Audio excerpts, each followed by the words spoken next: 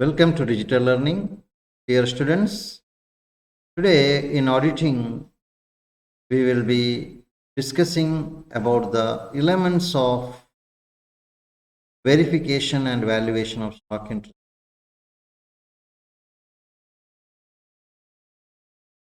Verification and valuation of stock in trade. What are the different elements in verification and valuation of the stock in trade? So when we discuss about the elements of verification and valuation of stock in trade, we should know that there are basically two elements as it is mentioned in the name itself. They are first one is verification of stock in trade and other one is valuation of stock in trade. And in today's session, we will be studying about the verification of the stock in trade. Among these two, we will discuss today about the verification of the stock in trade. Verification of stock in trade does not mean merely the checking of the stock statement. It is much more than that. So verification ಅಂದರೆ stock statement ಅನ್ನು checking ಮಾಡೋದು ಮಾತ್ರ ಅಲ್ಲ, ಅದಕ್ಕಿಂತಲೂ ಹೆಚ್ಚುವರಿಯಾಗಿ ಕೆಲಸಗಳನ್ನು ಮಾಡಬೇಕಾಗುತ್ತೆ. ಅದರಲ್ಲಿ ಏನೆಲ್ಲ ಒಳಪಟ್ಟಿದೆ ನೋಡೋಣ. ಏನೆಲ್ಲ ಎಲಿಮೆಂಟ್ಸ್ ವೆರಿಫಿಕೇಶನ್ ಆಫ್ ಸ್ಟಾಕ್ ಅಲ್ಲಿ ಇದೆ ಅಂತ ನೋಡೋಣ. First of all, verification of physical existence of the stock. ಭೌತಿಕ ಅಸ್ತಿತ್ವವನ್ನು ನೋಡಬೇಕು, ಫಿಸಿಕಲ್ ಆಗಿ ಇದೆಯಾ ಅಂತ ನೋಡಬೇಕು. Second one, verification of the ownership of stock in trade. ಯಾರ ಕೈಯಲ್ಲಿ ಅದರ ಟೈಟಲ್ ಅಥವಾ ಆನರ್ಶಿಪ್ ಇದೆ ಎಂಬುದನ್ನು ವೆರಿಫಿಕೇಶನ್ ಮಾಡೋದು. Next one is verification of the quantities included in the statement of stock. So quantities which are mentioned in the statement of the stock, quantity, number of the items in the stock, so it should be verified. Examination of the original transaction that result in the stock in trade. Stock in trade agbekadre original transaction is purchasing, isn't it? And other manufacturing process barutte kelavu. So adanna verify, other ಆ transaction ಏನು ಎಂಬುದನ್ನು verify ಮಾಡುವಂಥದ್ದು. Next one is ensuring that stock, its purchases, issues and dispatches are properly recorded and are as per the company's policies. ಅಂದರೆ stock ಅಂತ ಹೇಳುವಾಗ ಅದರ it's purchase, it's issue, it's dispatch ಇವೆಲ್ಲವೂ properly record ಆಗಿರಬೇಕು. Purchase ಆದದ್ದು record ಆಗಬೇಕು, issue ಆದದ್ದು record ಆಗಬೇಕು, ಡಿಸ್ಪ್ಯಾಚ್ ಆಗಿ ಹೋದದ್ದು ಅದು ಏನಾಗಬೇಕು, ಅದರಲ್ಲಿ ರೆಕಾರ್ಡ್ ಆಗಬೇಕು. ಅದನ್ನು ಚೆಕ್ ಮಾಡೋದು, ಅದರ ರೆಕಾರ್ಡನ್ನು. And it should be as per the company policy. And sixth one, ensuring that provision is made for obsolete and slow moving items. Obsolete and slow moving items. There are some items which are obsolete and there are other items which are very, what we can say, which are slow moving. So ಅದರ ಬಗ್ಗೆ ಏನು ಮಾಡಿದ್ದಾರೆ ಎಂಬುದನ್ನು ನೋಡಬೇಕು. Next one is examination of the system of internal control in its evaluation. How is the internal control system regarding the stock verification? And it should be evaluated. Verification of the arithmetical accuracy of the statement of stock. Calculations, arithmetical accuracy, totaling, deduction, addition, multiplication, ಇದೆಲ್ಲ ಇರ್ತದೆ. Verification ಏನು ಅರಿಥ್ಮೆಟಿಕಲ್ accuracy ಅಂದರೆ ಅದೆಲ್ಲವೂ perfect ಇದೆ ಅಂತ ಎಲ್ಲ ನೋಡಬೇಕು. So ಇಷ್ಟು ವಿಷಯಗಳನ್ನು ಇದೆಲ್ಲ ಎಲಿಮೆಂಟ್ಸ್ ಇದರಲ್ಲಿ ಇರ್ತದೆ. ಕೇವಲ verification of the checking of the stock statement ಅಂದರೆ ಕೇವಲ ಯಾವುದೋ ಫಿಸಿಕಲ್ ಸ್ಟಾಕ್ ನೋಡೋದಷ್ಟು ಮಾತ್ರ ಅಲ್ಲ, ಇವೆಲ್ಲವನ್ನು ಮಾಡಬೇಕು. ಇನ್ನು what are the points to be kept in mind while verifying the stock in trade. Verify ಮಾಡುವಾಗ ಏನೆಲ್ಲ ಪಾಯಿಂಟ್ ನಮ್ಮ ಮೈಂಡಲ್ಲಿ, ಒಬ್ಬ ಆಡಿಟರ್ನ ಮೈಂಡಲ್ಲಿ ಇರಬೇಕು. Physical count is the responsibility of the management, it is not the responsibility of the auditor. Auditor is not required to carry out such verification. He lacks technical skill, staff and time. ಅವರಿಗೆ ಆ counting ಮಾಡುವ ಆ technical ಆದಂತಹ skill ಇರಲ್ಲ. ಕೆಲವೊಮ್ಮೆ items ಯಾವುದು ಏನು ಅದರ ಬಗ್ಗೆ ಎಲ್ಲ ಬೇರೆ ಬೇರೆ ಕಂಪನಿಯಲ್ಲಿ ಆಡಿಟ್ ಮಾಡ್ತಾ ಇರ್ತಾರೆ. ಪ್ರತಿಯೊಂದು ಐಟಮನ್ನು ಪರಿಚಯ ಇರಬೇಕಾಗಿಲ್ಲ, ಸ್ಟಾಫ್ ಅಂಥದ್ದು ಇರಲಿಕ್ಕಿಲ್ಲ, ಅದಕ್ಕೆ ಬೇಕಾದ ಸಮಯವೂ ಅವರಲ್ಲಿ ಇರಲಿಕ್ಕಿಲ್ಲ. But he rely on the records of the concern and certificate by the management. Management ಕೊಡುವ ಸರ್ಟಿಫಿಕೇಟ್, ಮ್ಯಾನೇಜ್ಮೆಂಟ್ ಕೊಡುವಂಥ ರೆಕಾರ್ಡ್ಸ್ ಇದೆಯಲ್ಲ, ಅದನ್ನು ಅವರು ರಿಲೈ ಮಾಡ್ತಾರೆ. Before accepting such records he should ascertain the procedure adopted for stock trading, consider whether procedure is sound, test the manner in which work is carried out, ಇದೆಲ್ಲವನ್ನು check ಮಾಡಬೇಕಂದ್ರೆ ಆ ರೆಕಾರ್ಡ್ಸನ್ನು ಸ್ವೀಕರಿಸುವಾಗ ರೆಕಾರ್ಡ್ಸ್ನ ಮೇಲೆ ಇವರು ವರ್ಕ್ ಮಾಡುವಾಗ ಈ 3 ವಿಷಯವನ್ನು ಕನ್ಸಿಡರ್ ಮಾಡಬೇಕಂತ ಏನೆಲ್ಲ ಹೇಳಿದೆ ಇಲ್ಲಿ. ಒಂದು ಪ್ರೊಸೀಜರ್, ಯಾವ ಪ್ರೊಸೀಜರನ್ನು ಸ್ಟಾಕ್ ಟೇಕಿಂಗಲ್ಲಿ ಅಡಾಪ್ಟ್ ಮಾಡಿದ್ದಾರೆ, whether the procedure followed is sound and the test the manner in which work is carried out, ಯಾವ ರೀತಿ ವರ್ಕ್ ಕ್ಯಾರಿ ಆಗ್ತದೆ ಇವೆಲ್ಲವನ್ನು ಚೆಕ್ ಮಾಡಿ ನಂತರ ರೆಕಾರ್ಡನ್ನು ಅಕ್ಸೆಪ್ಟ್ ಮಾಡಬೇಕು. ನೆಕ್ಸ್ಟ್ ಪಾಯಿಂಟ್ ಏನಂದರೆ he should bear in mind some of the points, ಅದು ಇಲ್ಲಿಂದ ಬರ್ತದೆ. First one is examine the system of internal check regarding the stock taking and whether it is efficient. ಅಂದರೆ internal check ಸಿಸ್ಟಮಲ್ಲಿ ಎಷ್ಟರ ಮಟ್ಟಿಗೆ ಅದು internal check system, stock ಟೇಕಿಂಗ್ನ ಬಗ್ಗೆ ಇರುವಂಥ internal check system ಎಷ್ಟರ ಮಟ್ಟಿಗೆ ಅದು ಇಫೆಕ್ಟಿವ್ ಆಗಿದೆ ಎಂಬುದನ್ನು ಅವರು ನೋಡಬೇಕು, ಎಷ್ಟರ ಮಟ್ಟಿಗೆ ಎಫಿಷಿಯಂಟ್ ಆಗಿದೆ ಎಂಬುದನ್ನು ನೋಡಬೇಕು. ಇಂಟರ್ನಲ್ ಚೆಕ್ ಸಿಸ್ಟಮ್ ತುಂಬ ಇಂಪಾರ್ಟೆಂಟ್, ಅದು ಫಸ್ಟ್ ಸ್ಟೆಪ್ಪಲ್ಲೇ ಅವನು ಚೆಕ್ ಮಾಡಬೇಕು.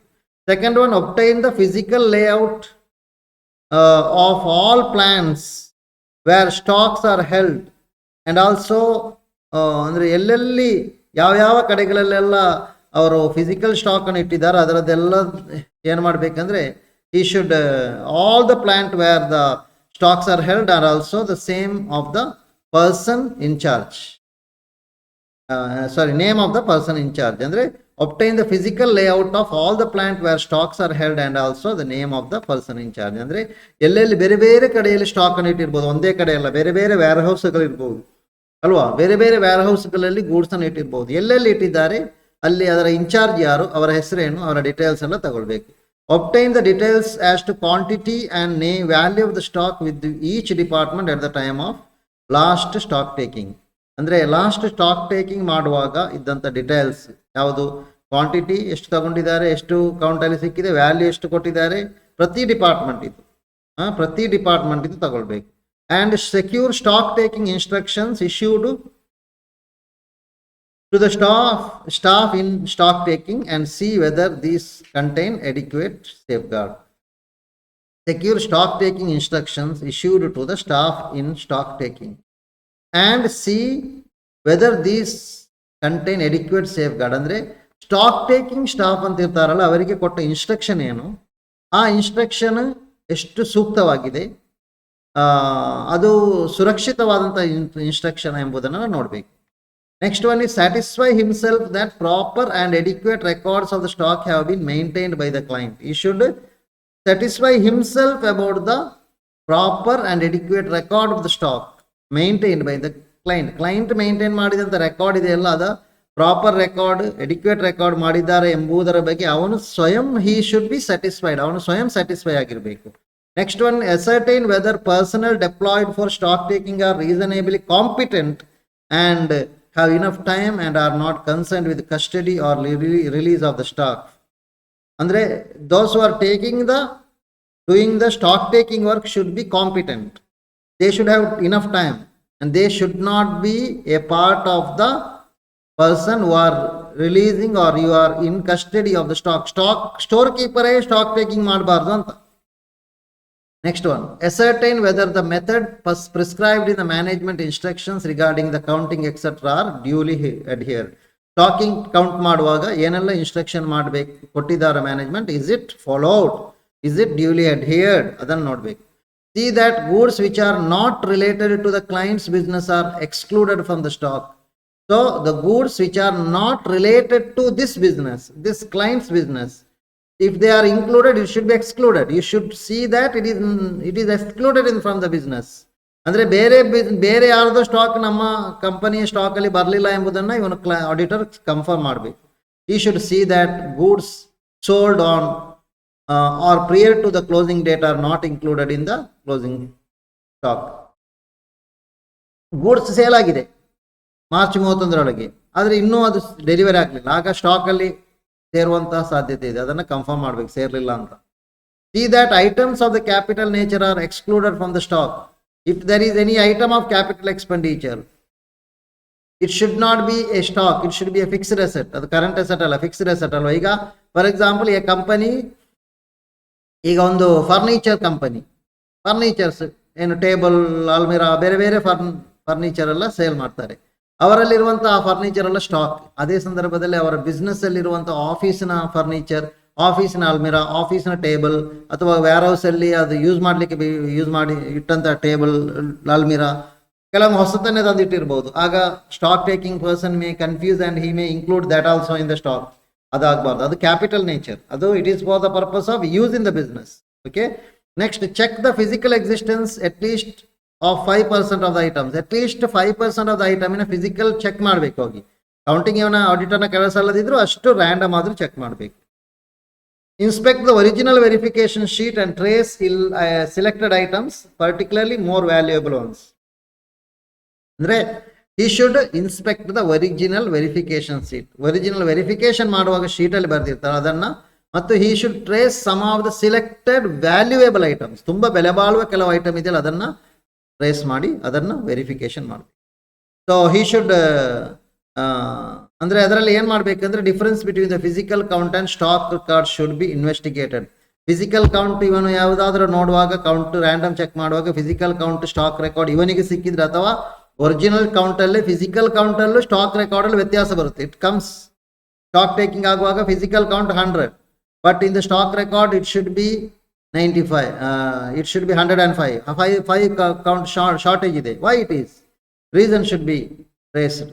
Next point, see that stock line is the third parties are included in the stock sheet.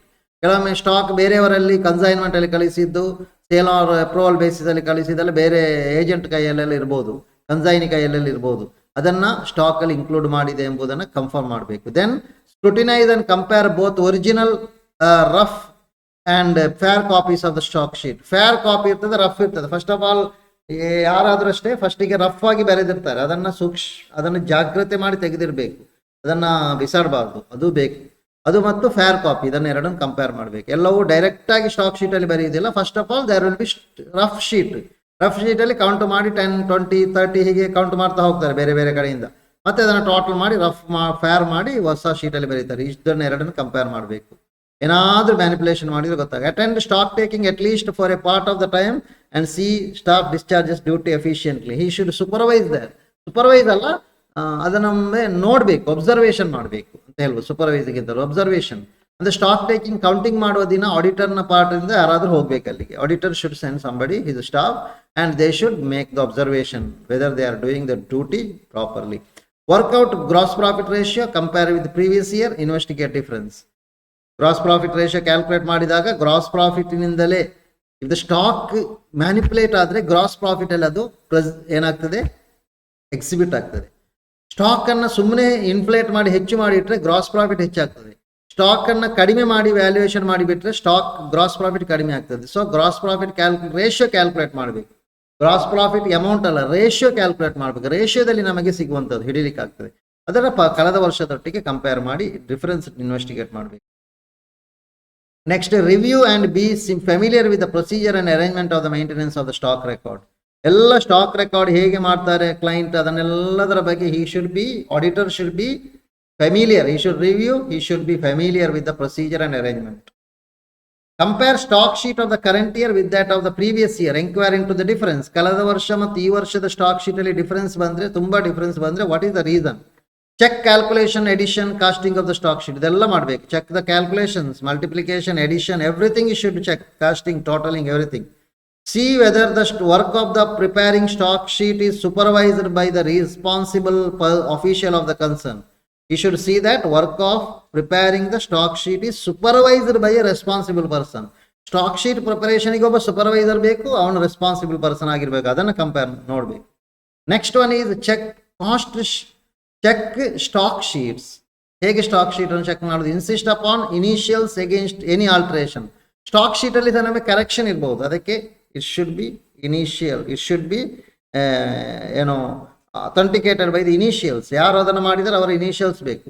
Enquiry into the difference between the stock sheet and stock record. Stock sheet ಮತ್ತು stock record ನಡುವೆ difference ಬಂದದನ್ನು ನೋಡಿದ್ರೆ ಅದನ್ನ ಏನ್ ಮಾಡಬೇಕು? ಈ should enquire.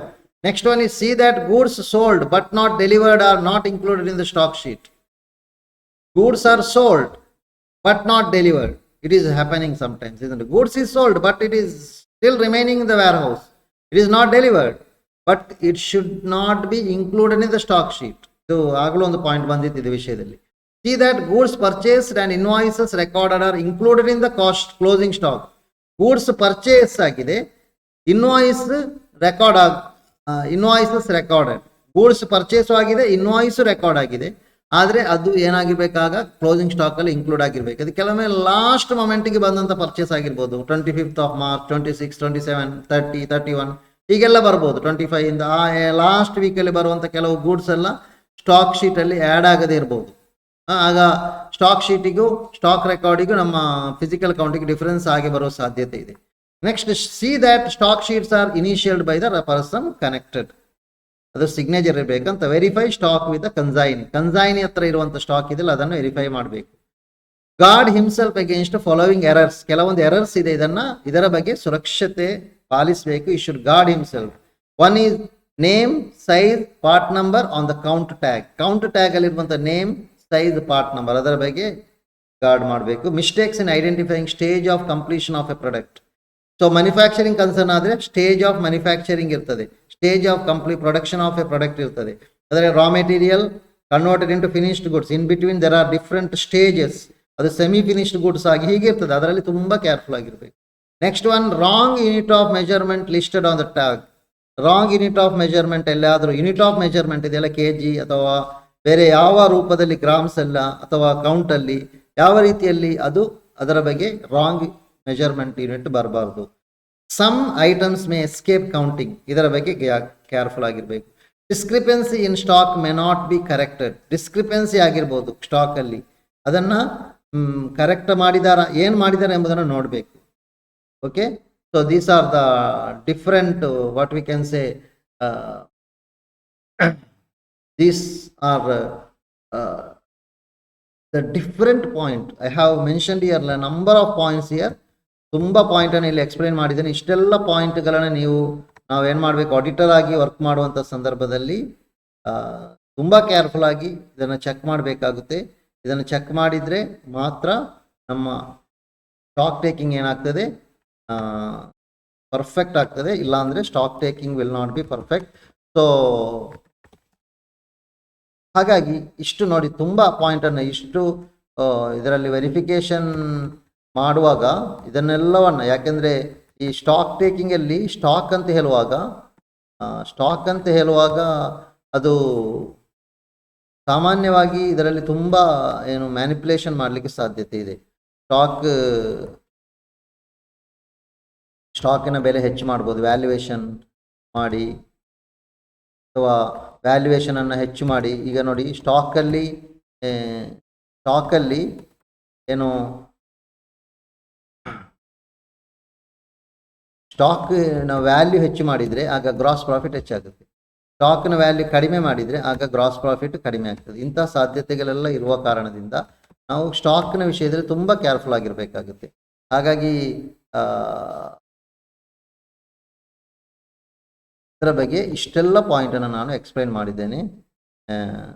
So ಇದರ ಬಗ್ಗೆ ತುಂಬ ಚೆನ್ನಾಗಿ ನೀವು ಪ್ರಾಕ್ಟಿಕಲ್ ಆಗಿ ಒಬ್ಬ ಆಡಿಟರ್ ಆಗಿ ಹೋಗುವಾಗ, ಅಥವಾ ಇವನ್ ಆಡಿಟರ್ ಅಲ್ಲದಿದ್ದರೆ ನೀವೊಬ್ಬರು ಸ್ಟೋರ್ ಕೀಪರ್ ಆಗಿ ಒಂದು ಕಂಪನಿಯಲ್ಲಿ ವರ್ಕ್ ಮಾಡುವಂಥ ವ್ಯಕ್ತಿಗಳಾದರೂ, ಅಥವಾ ಇನ್ನು ಯಾವುದೇ ಇಂತಹ ಸಂದರ್ಭದಲ್ಲಿ ಸಾಮಾನ್ಯವಾಗಿ, ಯಾಕಂದರೆ ಈ ಗೂಡ್ಸ್ ಎಂಬುದು ಅದು ತುಂಬ ಏನು ಜಾಗ್ರತೆಯಲ್ಲಿ ಹ್ಯಾಂಡಲ್ ಮಾಡಬೇಕಾದದ್ದು. ಯಾಕೆಂದರೆ ಸ್ಟಾಕ್ ಅಂತ ಹೇಳಿದರೆ, ನಾನು ಮೊನ್ನೆ ಹೇಳಿದೆ ನಿಮಗೆ, ಸ್ಟಾಕ್ ಅಂತ ಹೇಳುವಾಗ it is one of the important asset of the company. ಹಾಗಾಗಿ ಅಲ್ಲದೆ ಇಂಪಾರ್ಟೆಂಟ್ ಎಸೆಟ್ ಅಂತ ಹೇಳುವುದಕ್ಕಿಂತಲೂ ಅದನ್ನು ಏನು ಹೇಳ್ಬೋದು ಅಂದರೆ ಲಾರ್ಜೆಸ್ಟ್ ಎಸೆಟ್ ಅಂತ ಹೇಳ್ಬೋದು. ಈ ಲಾರ್ಜೆಸ್ಟ್ ಎಸೆಟನ್ನು ನಾವು ಎಷ್ಟು ಕೇರ್ಫುಲ್ ಆಗಿ ಮಾಡ್ತೇವೋ ಅಷ್ಟು ನಾವು ಏನಂದರೆ ಪರ್ಫೆಕ್ಟ್ ಆಗಿ ನಮ್ಮ ಪ್ರಾಫಿಟ್ ಕ್ಯಾಲ್ಕುಲೇಷನ್ ಇರ್ತದೆ ಅಂತ ಹೇಳ್ಬೋದು. So that is why what I say is we should be very much careful in stock verification and valuation. Auditor ಆಗಿರುವಾಗ ತುಂಬ ಕೇರ್ಫುಲ್ ಆಗಿರ್ಬೇಕು. ಇದರಲ್ಲಿ I am giving only one question here as a multiple choice question to check your understanding. Okay, this is the thing. Stocks with the consignee is included in the closing stock, excluded in the closing stock. May include or exclude in closing stock, none of the above. Okay, ಅಲ್ಲಿ closing stock ಅಂತ ಆಗಬೇಕು, ಅದನ್ನೊಂದನ್ನು ಸರಿ ಮಾಡಿ. ಈ ಒಂದು ಪ್ರಶ್ನೆಗೆ ಉತ್ತರ ಮಾಡಿದರೆ ಸಾಕು. Okay, thank you for listening to the class.